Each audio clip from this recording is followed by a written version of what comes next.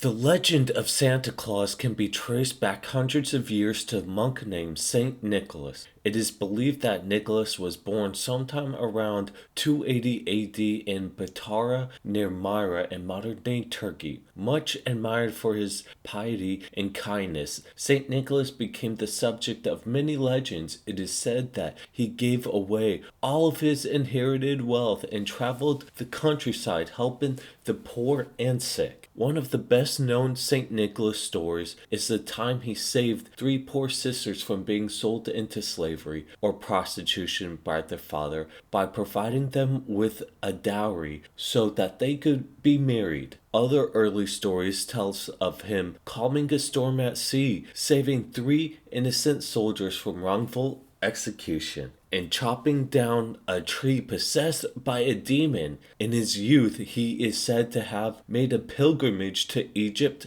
and Palestine. Shortly after his return, he became the Bishop of Myra. He was later cast into prison during the persecution of Diocletian, but was released after the accession of Constantine. Father Christmas is the traditional English name for the personification of Christmas, although known as a Christmas gift bringer and typically considered to be synonymous with Santa Claus. He was originally part of a much older and unrelated English folklore tradition. The recognizably modern figure of the English Father Christmas developed in the late Victorian period, but Christmas had been personified for centuries before then.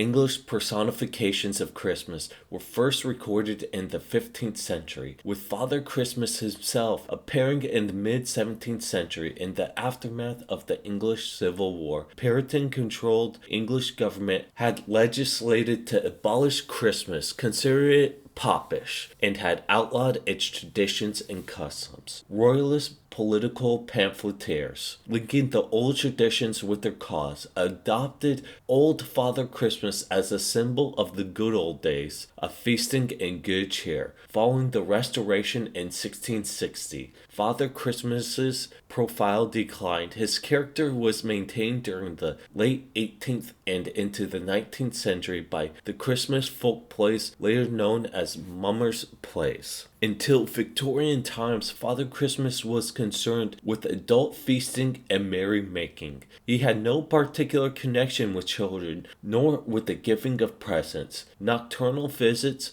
stockings, chimneys, or reindeer. But as later Victorian Christmases developed into child-centric family festivals, Father Christmas became a bringer of gifts. The popular American myth of Santa Claus arrived in England in the 1850s, and Father Christmas started to take on Santa's attributes. By the 1880s, the new customs had become established, with the nocturnal visit sometimes being known as Santa Claus and sometimes as Father Christmas. He was often illustrated wearing a long red hooded gown trimmed with white fur. Now let's get into the Dutch version of Santa Claus, Sinterklaas.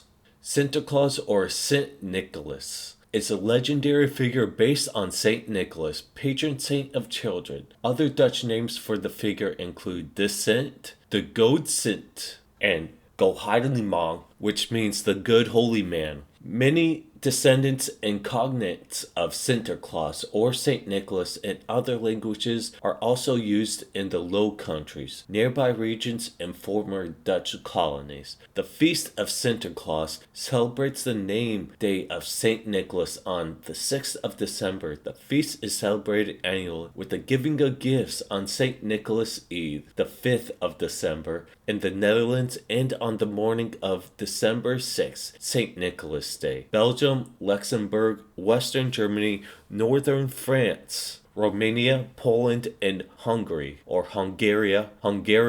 The tradition is also celebrated in some territories of the former Dutch Empire, including Aruba. Sinterklaas is one of the sources of popular Christmas icons known as Santa Claus.